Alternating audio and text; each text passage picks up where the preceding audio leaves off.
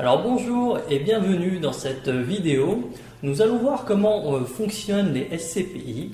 L'objectif, c'est que vous compreniez bien le fonctionnement de ce type d'investissement et voilà, le but de cette vidéo, c'est que ça vous aide à prendre les bonnes décisions par rapport à vos investissements. Alors, d'abord, qu'est-ce que c'est qu'une SCPI? Alors SCPI, ça veut dire Société Civile de Placement Immobilier. Mais encore, en réalité une SCPI c'est tout simple, hein, c'est une société privée qui va investir les capitaux collectés auprès des épargnants dans de l'immobilier qu'elle va louer. Donc c'est aussi simple que ça. Et donc le capital de la SCPI est détenu par des investisseurs que l'on appelle les porteurs de parts. Alors on va voir un petit schéma pour rendre les choses bien simples. Donc la SCPI c'est une société privée, donc ça c'est une chose. Elle détient des immeubles, des bureaux, des logements, des locaux d'activité. Et donc cet immobilier qu'elle détient, elle va le louer évidemment à des locataires. Et ça, elle le fait grâce à une société de gestion qui est mandatée pour s'occuper de la gestion du parc locatif. Et qui possède la SCPI? Eh bien, ce sont les porteurs de parts qui possèdent tous une partie du capital de la SCPI. Voilà, donc c'est très simple. Alors, le rôle de la société de gestion, c'est important, puisque c'est elle qui va vraiment gérer la SCPI. Elle organise l'achat, la vente de parts de SCPI. C'est elle qui envoie des lettres d'information, qui fait les rapports annuels. Elle sélectionne, elle achète et elle vend aussi parfois les immeubles. Elle les loue, donc elle va gérer les locataires, mais aussi faire l'entretien de l'immobilier, les travaux. C'est elle qui va encaisser les loyers et qui va reverser évidemment les revenus aux propriétaires de la SCPI.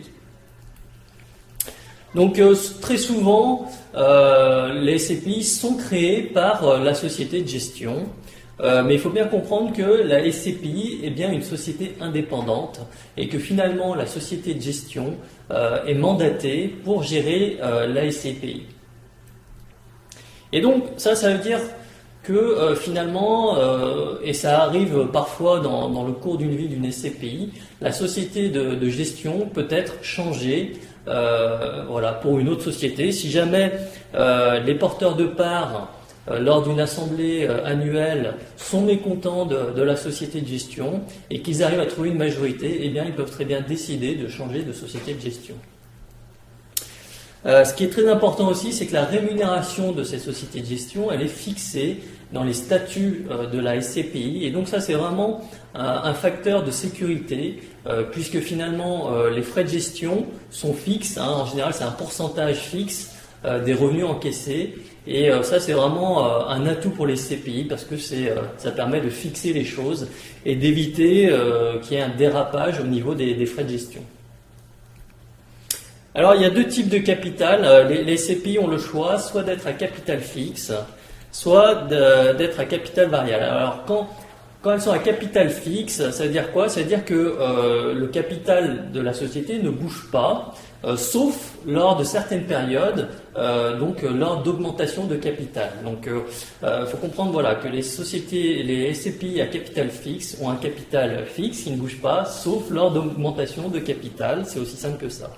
Et donc ça veut dire quoi? Ça veut dire que quelqu'un qui veut acheter des parts d'une SCPI à capital fixe, soit doit attendre qu'il y ait une nouvelle augmentation de capital, hein, soit il y a pour les SCPI à capital fixe un marché secondaire où donc les porteurs de parts peuvent vendre et acheter des parts. C'est un peu comme le marché de l'occasion, on va dire. Hein. Alors, à la différence des SCPI à capital variable, eh bien, les SCPI à capital variable, il est possible d'acheter des parts de SCPI à tout moment. Dans ce cas-là, la SCPI va créer de nouvelles parts et il est également possible de vendre des parts de SCPI à capital variable à tout moment. Auquel cas, s'il y a des acheteurs, évidemment, eh bien, ce sont les acheteurs qui vont acheter les parts en vente. Mais s'il n'y a pas assez d'acheteurs, eh bien la SCPI est amenée à détruire les parts de capital. Donc le capital est variable, c'est-à-dire qu'il augmente il peut augmenter à tout moment, mais il peut aussi diminuer à tout moment en fonction de l'offre et de la demande évidemment de parts. Alors il existe en gros 3 types de SCPI. Il y a les SCPI de rendement, les SCPI de plus-value ou de capitalisation et les SCPI fiscales. Donc on va voir chaque type de SCPI. Alors les SCPI de rendement, ce sont les plus connus, ce sont les premières à avoir été créées et l'objectif est très simple, c'est d'offrir un rendement aux investisseurs, voilà tout simplement. Et donc ces SCPI vont investir essentiellement dans de l'immobilier professionnel, c'est-à-dire qu'elles vont investir par exemple dans des bureaux, dans des murs de commerce, dans des locaux professionnels ou des entrepôts, éventuellement dans des parkings et des résidences par exemple étudiantes ou des résidences médicalisées. Alors, on retrouve dans toutes les SCPI de rendement, chaque SCPI a un positionnement différent. Il y a des SCPI qui sont vraiment spécialisés sur un type d'actif. Et c'est pour ça qu'on va les appeler par exemple SCPI de bureau ou SCPI de commerce, puisque ces SCPI vont investir quasiment la totalité dans un actif bien précis, les bureaux ou les commerces en général. Et à l'opposé, on a des SCPI diversifiés qui vont répartir leurs achats sur plusieurs types d'actifs. Alors pour les investisseurs, les SCPI de rendement, c'est intéressant parce que ça leur permet finalement d'obtenir une rente sans aucun souci de gestion. Donc par rapport à un investissement immobilier classique, je dirais, où il faut quand même malgré tout s'occuper du bien, du locataire, des travaux, etc. Eh bien, via une SCPI, l'investisseur a besoin de s'occuper de rien. Il se contente finalement d'encaisser ses loyers qui sont versés tous les trimestres. Donc c'est vraiment un moyen d'obtenir une rente sans souci. La deuxième cible d'investisseurs aussi, c'est ceux qui veulent se constituer un capital, puisqu'il est tout à fait possible de faire un emprunt immobilier pour acheter des parts de SCPI. Et dans ce cas-là, eh bien, les revenus générés par la SCPI vont payer une partie des mensualités du prêt. Alors, les SCPI de plus-value, à la différence des SCPI de rendement, elles ne versent pas de rendement, sauf de manière exceptionnelle. Elles ont simplement pour but d'augmenter la valeur de la part. C'est pour ça qu'on les appelle SCPI de plus-value. Alors, il n'y en a pas beaucoup des SCPI de plus-value. La plus connue, c'est la SCPI Pierre 48. C'est une SCPI qui investit dans l'immobilier parisien, qui est fortement décoté, parce que c'est de l'immobilier qui est régi par la loi de 1948. Alors, la loi de 1948, c'est une loi qui a fixé les loyers de certains appartements, essentiellement à Paris, et qui fait que les loyers sont extrêmement faibles, et ils sont restés extrêmement faibles. Donc c'est des baux, en général, le locataire ne quitte jamais son logement parce que les loyers sont tellement faibles qu'il le garde à vie. Par contre, la particularité, c'est que ces baux de 1948 ne sont pas transmissibles, c'est-à-dire qu'une fois que le locataire décède, eh bien, il n'est plus possible de renouveler le bail. Et donc, à ce moment-là, eh bien, l'appartement va perdre sa décote et donc va retrouver sa valeur de marché. Hein. Donc, c'est pour ça que c'est intéressant. Donc, la SCPI Pierre 48, elle investit donc dans ces appartements parisiens avec souvent des décotes importantes de 30, 40 ou 50%. Évidemment, l'intérêt de la SCPI, c'est que si vous faites ça en direct, si par exemple vous-même vous achetez un logement qui est avec un locataire dedans, avec un bail de 1948, eh bien, il va falloir attendre finalement le décès de cette personne. Donc, si cette personne décède rapidement, c'est tout bénéfice pour vous. Mais si cette personne s'appelle Jeanne Calment et qu'elle vit 150 ans, eh bien, vous n'aurez que vos yeux pour pleurer. Et donc, l'avantage de la SCPI, c'est que statistiquement, sur l'ensemble du parc, chaque année, il y a des appartements donc qui se libèrent et qui retrouvent leur valeur de marché. Donc là, vraiment, la SCPI permet de faire un investissement qui serait risqué de faire tout seul en direct. Donc ça s'adresse plutôt à des gens qui sont fortement imposés sur les revenus, puisqu'on verra tout à l'heure que les SCPI de rendement, les revenus générés sont imposés à l'impôt sur les revenus fonciers et donc sur le revenu. Et donc les SCPI de plus-value s'adressent plutôt à des gens qui n'ont pas besoin de revenus, mais qui souhaitent voir leur capital augmenter avec le temps. Alors, SCPI fiscales, alors en général, ce sont des SCPI qui vont investir dans de l'immobilier d'habitation qui va bénéficier d'avantages fiscaux. Alors, il y a eu les lois Robien, Borloo, Sellier et là Duflot. Et donc, voilà. Alors, ça, c'est plutôt sur l'immobilier neuf. Ensuite, il y a de l'immobilier ancien, donc Malraux, la loi Malraux, et les SCPI de déficit foncier. Donc, on va voir comment ça fonctionne. Alors, SCPI, Sellier, Duflot, et probablement à chaque gouvernement, la loi change de nom. La SCPI va investir dans de l'immobilier neuf, donc en général en VFA, sur plan, et elle va s'engager à louer le bien à des locataires pendant une durée minimum de 9 ans. Et ça va permettre de bénéficier de réductions d'impôts qui vont être étalées sur les 9 ans. En pratique, même si l'engagement de location n'est que de 9 ans, la durée d'investissement sur les SCPI fiscales type Sellier, Duflot est plutôt de 15 ans. Alors je vais vous expliquer pourquoi. Donc en général c'est de l'achat sur plan. Donc déjà il faut environ on va dire 6 mois à 1 an pour sélectionner donc les biens immobiliers que la SCPI va acheter. Il faut 1 à 2 ans de construction. Donc on arrive déjà à 3. 9 ans de location minimum, donc on arrive à 12. Et la SCPI va pas tout revendre d'un coup évidemment. Elle va plutôt vendre au fur et à mesure les logements et donc ça va prendre encore 2-3 ans. Voilà, donc au total on en a bien pour 15 ans. Et comment ça se passe à la fin? Donc à la fin, la SCPI revend l'ensemble de l'immobilier et va reverser donc le capital avec les plus ou les moins-values aux investisseurs et la SCPI est dissoute. Voilà, donc c'est aussi simple que ça. Et donc l'investisseur qui fait ce type d'investissement, il va bénéficier des loyers. Alors en général, les rendements des SCPI fiscales sont beaucoup plus faibles que les SCPI de rendement. Pourquoi? Parce que dans l'immobilier neuf d'habitation, en général, les rendements bruts tournent autour de 4%, et donc ça nous fait du 3% net, voilà, à tout casser. Donc le rendement est évidemment plus faible qu'une SCPI de rendement, mais par contre, l'investisseur, lui, va bénéficier des réductions d'impôts en plus. Voilà. Alors les SCPI Malraux, les SCPI Malraux vont investir donc dans de l'immobilier ancien, dans des zones spéciales définies par la loi. Souvent c'est extrêmement bien placé, plutôt dans les zones historiques, donc dans les centres-villes. Et donc la SCPI va devoir faire un certain nombre de travaux de rénovation, en respectant évidemment les contraintes de la loi Malraux.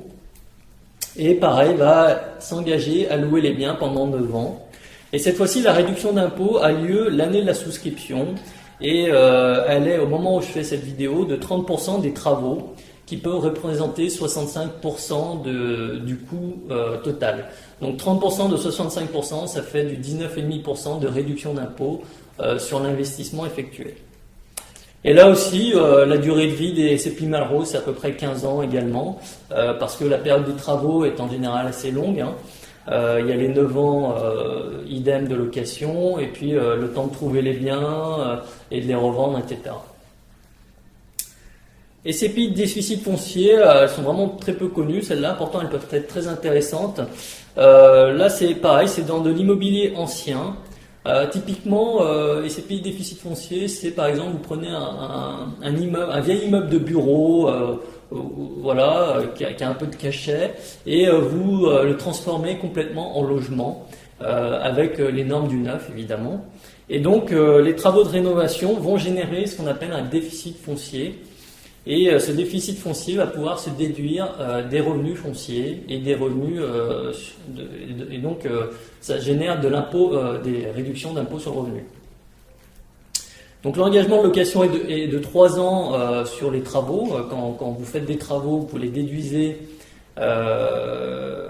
Ensuite, vous avez un engagement de location de 3 ans. Alors ce qu'il faut comprendre, c'est que souvent, la SCPI va répartir les travaux sur 2 ans, ce qui va permettre d'avoir 2 fois la réduction, 2 fois le déficit foncier étalé sur 2 années. La durée d'investissement, c'est à peu près la même que sur les SCPI Malraux.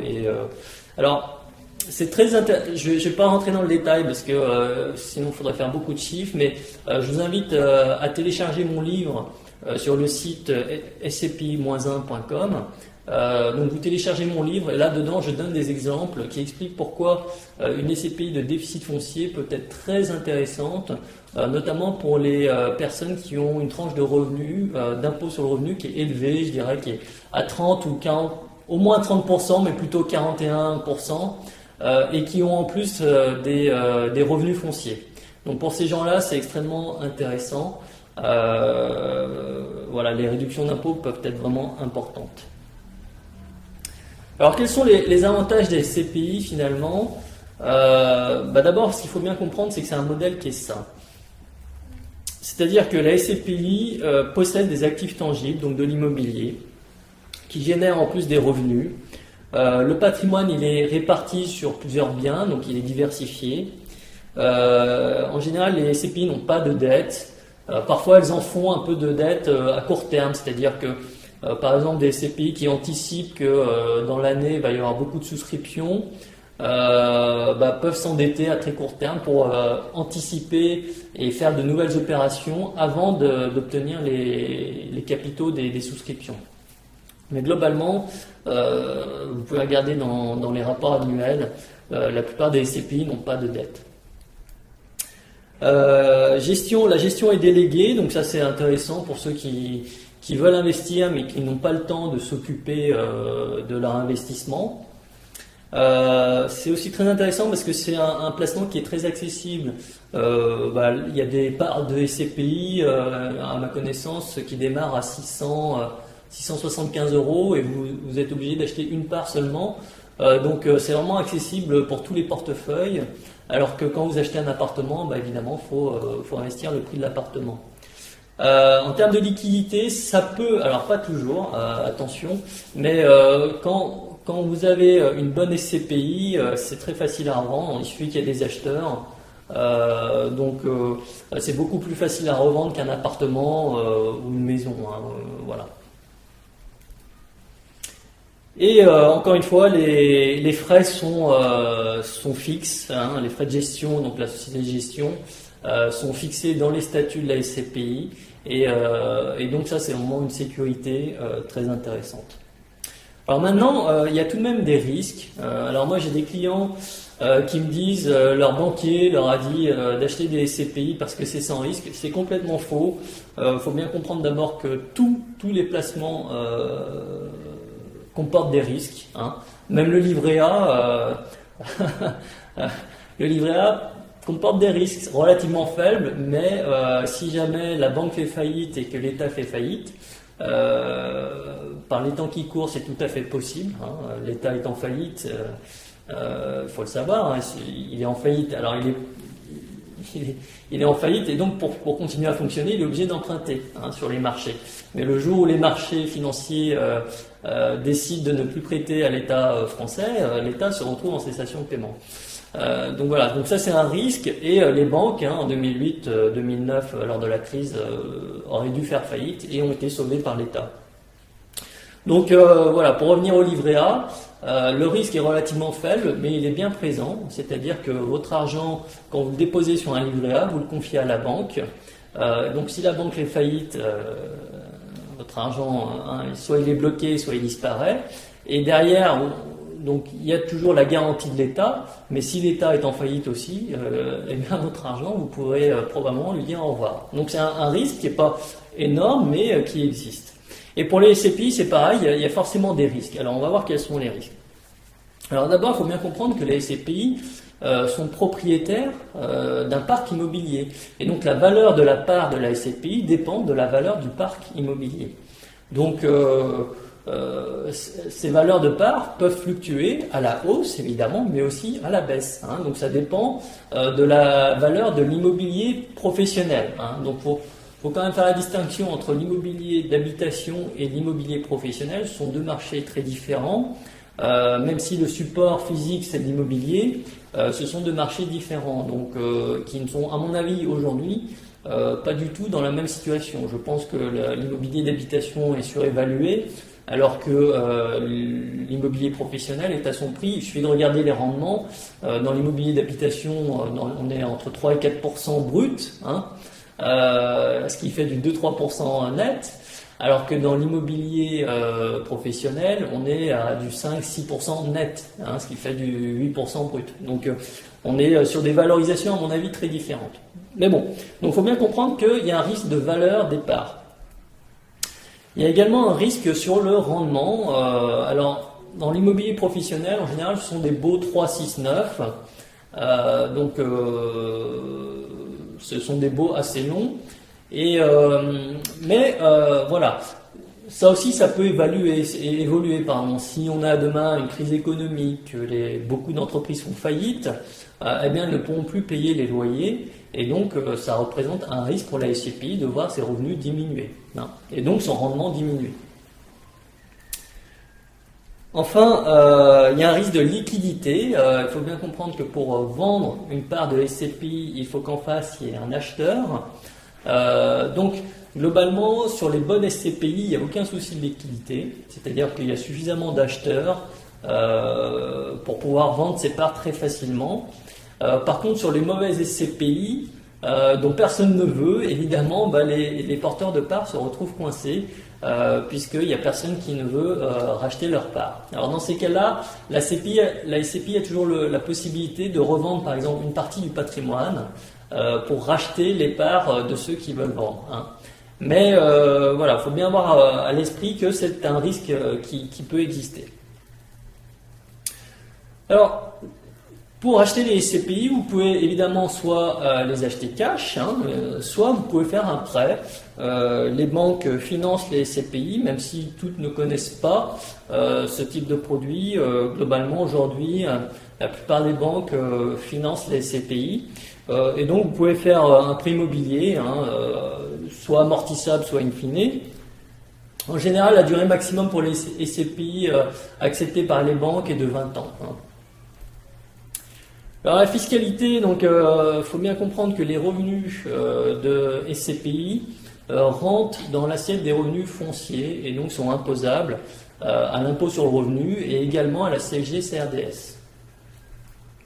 Donc si vous avez fait un emprunt, vous pouvez déduire les intérêts d'emprunt et l'assurance décès invalidité de l'emprunt. Et à la fin, c'est le résultat, donc le revenu ou le déficit foncier, qui va s'ajouter au revenu du travail. En termes de plus-value, donc c'est la fiscalité des plus-values immobilières qui s'applique.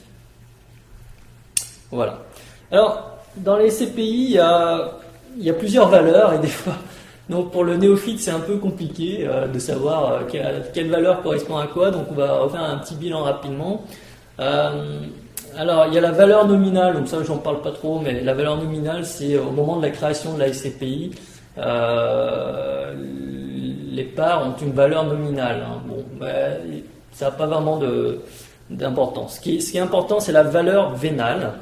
Alors la valeur vénale de la SCPI, c'est quoi? C'est la valeur du patrimoine immobilier qui est évalué par un expert normalement chaque année. Ensuite, il y a la valeur de réalisation, c'est-à-dire que c'est la valeur vénale plus les autres actifs détenus par la SCPI. Donc par exemple, la SCPI, elle a en général quasiment que du patrimoine immobilier, mais elle peut également avoir d'autres actifs, des actifs de trésorerie, des petits placements financiers, etc. Et enfin, la valeur de reconstitution, donc c'est la valeur de réalisation plus cette fois-ci l'estimation des frais générés par une éventuelle reconstitution de son patrimoine. C'est-à-dire que la SCPI, quand elle constitue son patrimoine, eh bien, si elle achète un immeuble, l'immeuble a évidemment une valeur vénale, mais la SCPI aura payé donc la valeur de l'immeuble, mais aussi tous les frais afférents, donc les frais de recherche, les frais de notaire, etc. Et donc la valeur de reconstitution, donc c'est la valeur donc de l'immobilier, du patrimoine financier et les frais qui finalement étaient générés pour pouvoir constituer le patrimoine. Alors prix, donc il y a deux prix, il y a le prix d'achat de la part de SCPI. Et donc dans ce prix d'achat, il y a la valeur nominale plus la prime d'émission. La prime d'émission, elle comprend la revalorisation du patrimoine, c'est-à-dire que si par exemple le patrimoine qui a été acheté 100 aujourd'hui il vaut 200, la valeur nominale est toujours de 100 et donc le prix d'achat ne va pas être de 100, il va être de 100 plus 100. Hein. Donc la prime d'émission comprend la revalorisation du patrimoine, mais également les frais d'achat du patrimoine et la commission de souscription. Donc en réalité, quand vous achetez une SCPI, dans le prix d'achat, dedans il y a une commission de souscription qui sera versée soit directement à la société de gestion si vous achetez la part auprès de la société de gestion, soit une partie sera reversée à un intermédiaire si vous passez par un intermédiaire comme moi par exemple. Et dans le cadre de SCPI à capital variable, la SCPI fixe un prix de retrait, c'est-à-dire que le prix de retrait, c'est le prix de la part, le prix d'achat, moins les frais de souscription. Et ces frais de souscription finalement sont variables en fonction de chaque SCPI. Donc c'est indiqué aussi en général dans les bulletins de souscription des SCPI, c'est bien indiqué qu'il y a des frais de souscription qui sont inclus dans le prix de la part. Et donc le prix de retrait, c'est-à-dire si vous voulez revendre votre part, eh bien il est fixé en fonction du prix de la part moins ses frais de souscription. Alors pour les SCPI à capital fixe, c'est un peu différent, c'est-à-dire que ça se passe sur le marché secondaire. Sur le marché secondaire, vous émettez un ordre d'achat, c'est un peu comme à la bourse. Il y a des vendeurs qui émettent des ordres de vente et la société de gestion va faire la correspondance. Donc s'il y a suffisamment d'achats et de ventes au même prix, il y aura transaction. Et donc l'acheteur va payer le prix d'achat de la part de SCPI plus des frais d'achat supplémentaires. En général, c'est de 5%. C'est aussi variable en fonction de chaque SCPI. Donc là aussi, il faut regarder sur les bulletins d'ordre d'achat.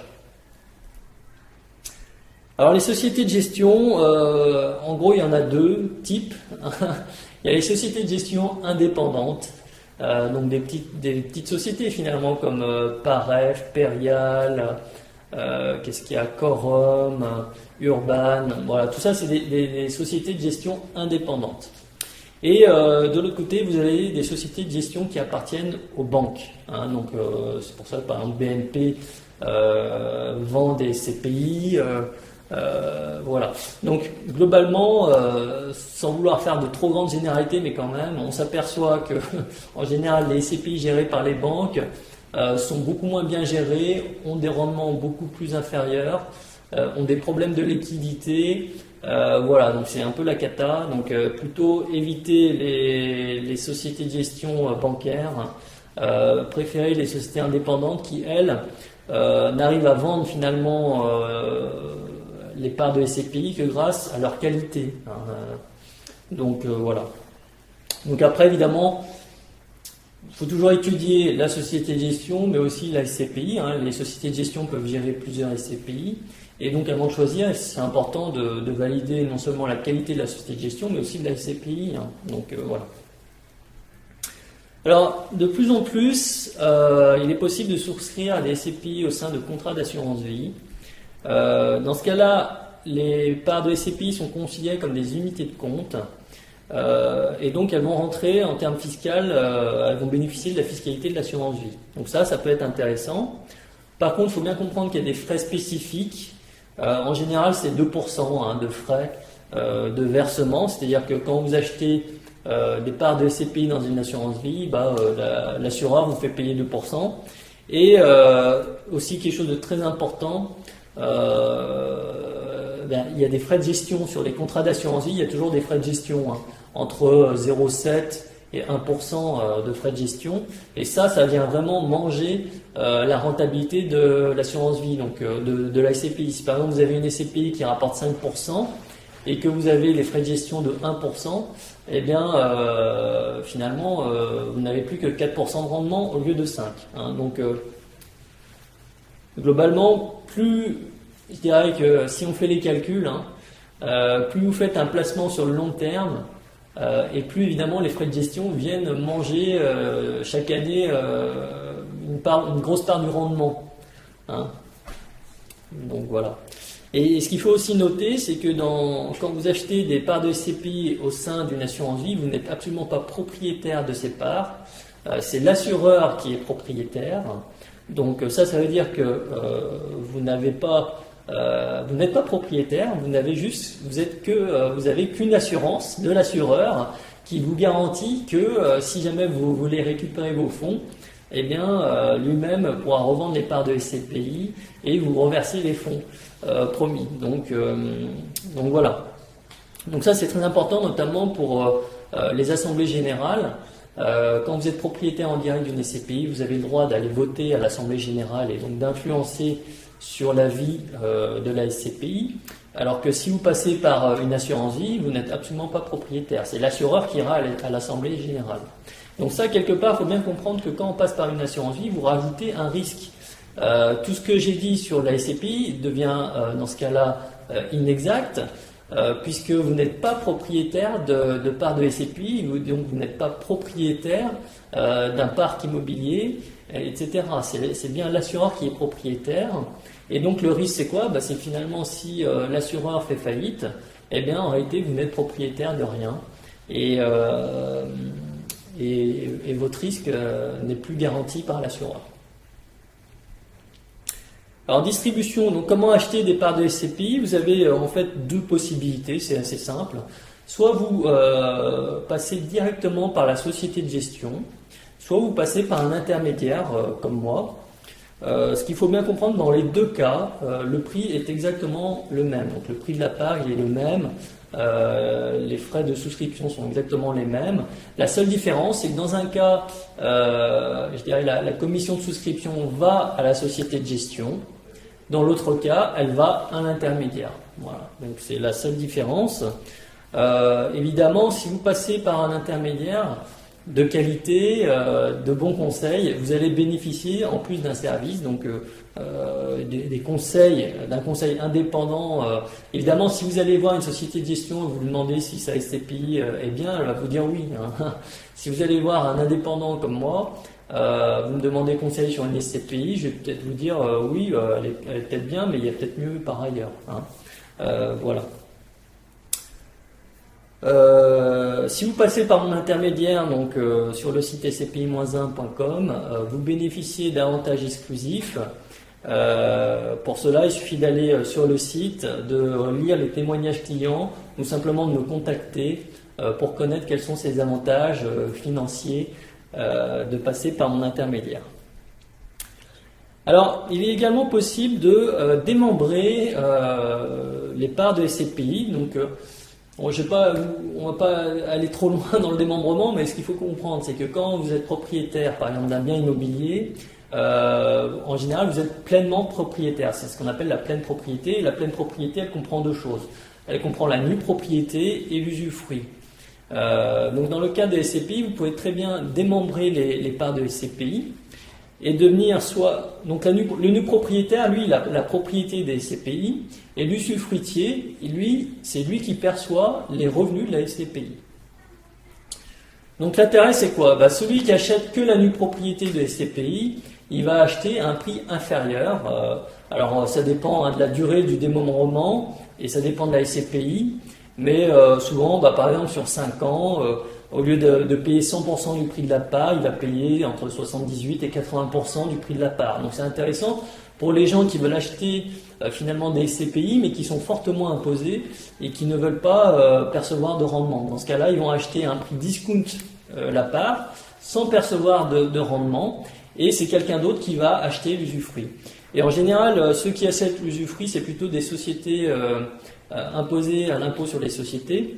parce qu'elles ont la possibilité d'amortir l'usufruit. Donc, si vous êtes chef d'entreprise, s'il y a une option à valider, ce que je vous conseille dans ce cas-là, c'est de lire mon livre SCPI que vous pouvez télécharger gratuitement sur scpi-1.com, où j'explique un peu plus en détail le mécanisme. Donc le démembrement, ça peut être aussi utile pour la donation. J'ai le cas par exemple d'une cliente récemment. Ce qu'elle a fait, donc elle a acheté des parts en pleine propriété de SCPI.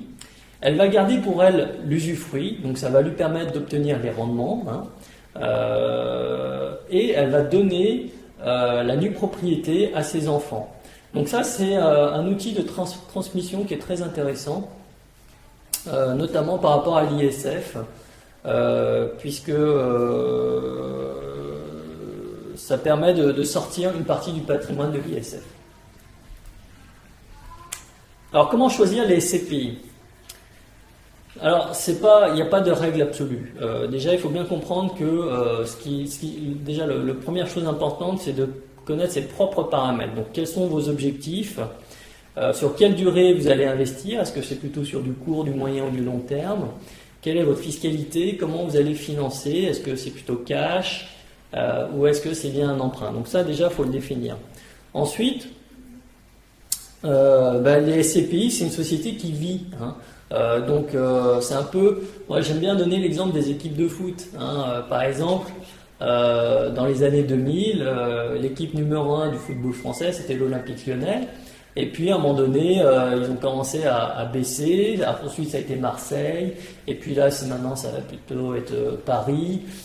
Et donc les SCPI, c'est un peu pareil. C'est-à-dire qu'il y a des périodes où il y a une SCPI qui va très très bien performer. Et puis à un moment donné, elle va un peu marquer le pas. Et puis c'est une autre SCPI qui va mieux performer, etc. Et donc c'est pour ça que pour choisir ces SCPI, il faut vraiment se tenir bien informé, comparer. Et pour ça, il y a un outil qui est très bien, ce sont les bulletins trimestriels, c'est-à-dire que chaque trimestre, les SCPI sont obligés de publier leur actualité, de dire voilà quel est le taux de remplissage, quelles sont les opérations qu'elles ont faites, qu'elles ont achetées, qu'elles ont vendues, le nombre de parts qui a été souscrit, qui a été vendu, etc.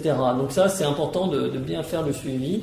Et je dirais, c'est pour ça que moi, je donne pas de conseils dans cette formation qui est générique, je dirais. Mais à chaque fois qu'un investisseur me demande conseil, je refais. Alors moi, je suis au courant régulièrement, je me tiens informé régulièrement. Mais à chaque fois, donc je vous refais un comparatif de tous les SCPI à l'instant T pour voir où est-ce qu'on en est. C'est pas la SCPI d'hier qui a très bien performé, peut-être qu'elle est sur la pente descendante aujourd'hui, et alors qu'il y a une autre SCPI qui est sur la pente montante. Donc voilà. Donc si vous voulez bien choisir vos SCPI, évidemment vous pouvez me consulter, me demander conseil. Voilà. Alors, évolution des SCPI, donc il faut bien comprendre que les SCPI sont de plus en plus plébiscités par les investisseurs. Alors, il y a beaucoup de raisons à ça, il y a tous les avantages que j'ai cités. Il y a aussi, je dirais, peut-être une défiance par rapport à l'immobilier d'habitation classique, où on pense qu'on est peut-être sur la pente descendante.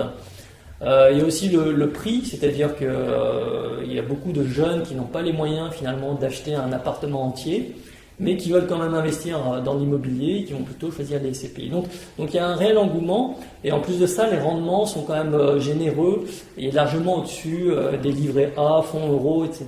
Donc tout ça explique finalement un attrait de plus en plus important. Mais finalement, est-ce qu'on est dans une bulle ? Il y a des gens qui m'ont demandé, est-ce qu'on est dans une bulle ? Non. Il faut bien comprendre qu'une bulle, c'est quand le prix des actifs a tendance à augmenter de manière exponentielle. Or, il faut noter que depuis 2008, en 2008-2009, le prix des parts des SCPI a légèrement baissé, et depuis il est plutôt sur une pente plate, donc il est plutôt stagnant. Donc on n'est absolument pas dans une bulle.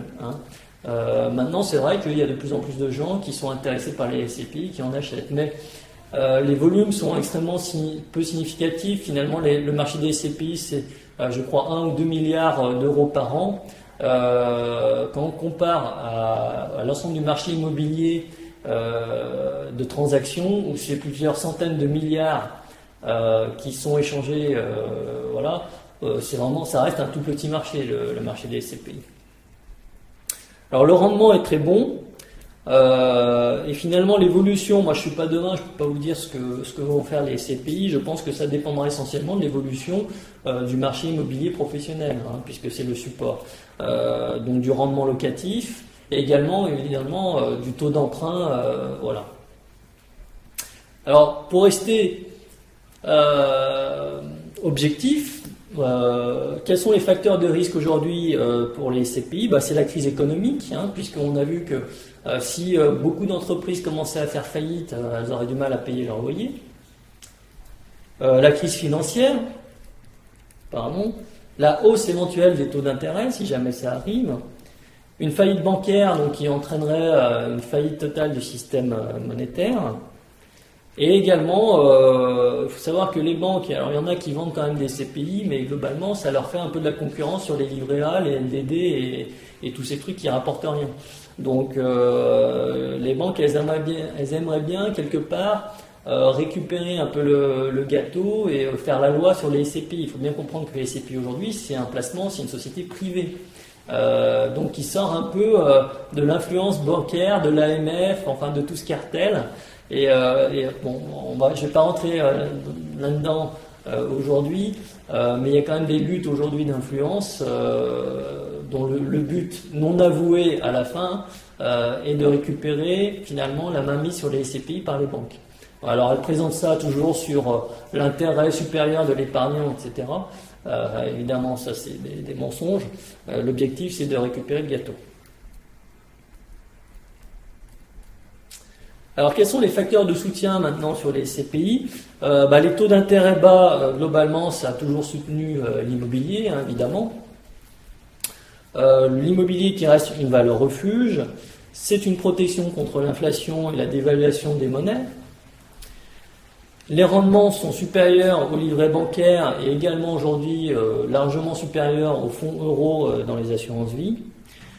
C'est un investissement qui est d'une simplicité pour l'investisseur qui est très agréable parce que la plupart des investisseurs aujourd'hui ils n'ont pas envie ou ils n'ont pas le temps de s'en occuper. Globalement, je dirais, plus on a d'impression monétaire, donc plus la BCE crée de l'argent à partir de rien, et plus ça fait gonfler, je dirais, le prix des actifs. Voilà, alors mon avis qui n'engage que moi, et encore une fois je ne suis pas devin, moi je pense que les CPI vont rester stables à court terme, parce que les rendements sont élevés finalement, et donc si jamais si le prix de la départ de SCPI devait baisser, alors que le rendement, enfin les revenus devaient stagner, eh bien ça ferait augmenter le rendement net. Alors aujourd'hui, le rendement net des SCPI est déjà à 5, voire 6% pour certaines, 6% net. Donc si jamais le prix départ devait baisser, on monterait vers du 7%, ce qui est complètement, à mon avis, illusoire quand le livret A est à moins de 2%, hein, et les fonds en euros à 3%. Donc voilà, moi mon pronostic c'est que les CPI globalement vont être relativement stables à court terme. Je pense qu'à long terme elles vont suivre tout simplement l'inflation. Hein, alors la question c'est de savoir est-ce que ça va suivre l'inflation, celle publiée par l'INSEE ou la vraie inflation. Hein, voilà. Bon, ça l'avenir nous le dira. Alors je ne me suis pas présenté, pour ceux qui ne me connaissent pas, je vais me présenter très rapidement. Donc moi je suis conseiller en gestion de patrimoine depuis 2003. Aujourd'hui je compte pas le nombre de clients que j'ai, mais je pense que j'en ai plus de 500 facilement. Donc j'ai créé plusieurs sites, donc scpi-1.com qui est vraiment dédié au CPI, le cgpi.com qui est dédié plutôt à la finance en général, et une formation investisseur pro qui a pour objectif de former les gens pour qu'ils deviennent vraiment autonomes dans leur gestion de patrimoine et aussi qu'ils fassent des profits, parce que dans les temps qui courent en ce moment, c'est quelque chose de difficile de faire des profits, et malheureusement la plupart des gens n'en font pas.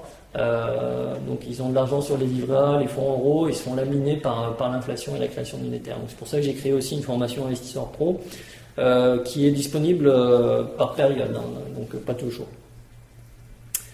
Alors les avantages clients, si jamais vous passez par moi pour investir dans les CPI, Donc j'offre des avantages financiers, donc je vous invite à lire sur le site sci-1.com, notamment les témoignages clients pour connaître les conditions exactes. Hein. Donc il faut me contacter et je vous dirai quelles sont les conditions exactes.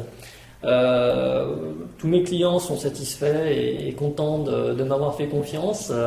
Voilà. Je donne un conseil, un suivi. Donc quand vous voulez acheter des SCPI, je vous conseille plutôt tel ou tel SCPI. Ensuite, si vous passez par mon intermédiaire, eh bien, je fais le suivi avec vous pendant toute la durée de l'investissement. Et voilà, mon objectif, c'est toujours de faire des opérations gagnant-gagnant. Donc les intérêts du client, les miens, les deux, et trouver un bon compromis entre les deux. Ma stratégie, ça a toujours été de mettre en place des relations de confiance et de long terme, parce que c'est beaucoup plus agréable finalement de travailler avec des clients avec qui on a de la confiance et à qui on a confiance. Voilà. Alors en conclusion, les SCPI, c'est un modèle sain. Le modèle est vraiment très sain aujourd'hui. C'est assez rare pour le souligner. Quand on regarde par exemple le modèle des fonds de la bourse, la bourse est totalement truquée. Quand on regarde aussi les fonds communs de placement dans l'assurance vie et même les fonds en euros, il y a une opacité, on ne sait pas vraiment dans quoi on met son argent, on ne sait pas exactement quels sont les frais, etc. Il y a quand même une opacité qui demande à chaque fois d'aller creuser. Alors les informations sont disponibles, hein, mais c'est toujours dans des notices comme ça. Voilà, et il y a quand même une certaine opacité. Alors que au niveau des SCPI, vraiment, c'est vraiment un modèle de transparence. Il y a des statuts, c'est simple. Hein. Il y a des bulletins trimestriels, il y a des rapports annuels qui expliquent vraiment qu'est-ce qu'il y a dans la SCPI, de quoi elle est propriétaire, quel est le taux de remplissage locatif, le taux de remplissage financier, quelles sont les réserves de la SCPI. Donc vraiment, c'est un modèle qui est très très simple. Les SCPI possèdent des actifs tangibles, donc ça c'est important par les temps qui courent. Hein. Si les banques font faillite, vos dépôts bancaires, pareil pour les assureurs. Donc l'argent électronique, il peut partir en fumée le lendemain. Hein. Alors qu'un immeuble, c'est déjà un peu plus difficile de faire partir en fumée. Donc des actifs tangibles, le rendement est bon aujourd'hui. Ce sont des sociétés qui n'ont pas de dette. Donc c'est vraiment une sécurité et des frais qui sont maîtrisés et fixés dans les statuts. Donc ça c'est très très bien aussi. Maintenant voilà, les SCPI c'est quand même un secteur qui a le vent en poupe, qui est menacé par les lobbies bancaires, donc ça faut le savoir, faut se tenir au courant. Et surtout évidemment toutes les SCPI ne sont pas bonnes, certaines sont mauvaises et d'autres sont bonnes. Donc il est évidemment important de bien choisir. Et de choisir sur... il n'y a pas que le rendement qui compte, il y a aussi les frais de souscription, il y a l'actif net réévalué, il y a les réserves, il y a la société de gestion, il y a la thématique, la liquidité, bref, il y a quand même beaucoup de paramètres. Mais voilà, il faut bien choisir parce que c'est pas les CPI, encore une fois, c'est pas un placement miracle, c'est simplement un bon placement sain. Mais dedans, il y en a qui sont bien gérés et puis d'autres qui sont beaucoup moins bien gérés. Voilà, écoutez, je vous remercie. Pour en savoir plus, je vous invite à télécharger mon livre SCPI. Alors si vous voulez, pour le télécharger, vous allez sur sci-1.com, vous cliquez sur la page comprendre les SCPI, voilà. Et il faut rentrer donc votre prénom, votre email et quelques informations sur vous pour pouvoir télécharger gratuitement le livre. Vous pouvez aussi, si vous voulez, l'acheter sur Amazon, il est en vente sur Amazon. Si jamais par exemple vous souhaitez rester anonyme et ne pas me donner votre email, vous pouvez aussi l'acheter sur Amazon, il n'y a aucun souci. Voilà. Et écoutez, je vous remercie et puis je vous souhaite une bonne continuation et peut-être aurons-nous le plaisir de travailler ensemble. Merci et à bientôt. Au revoir.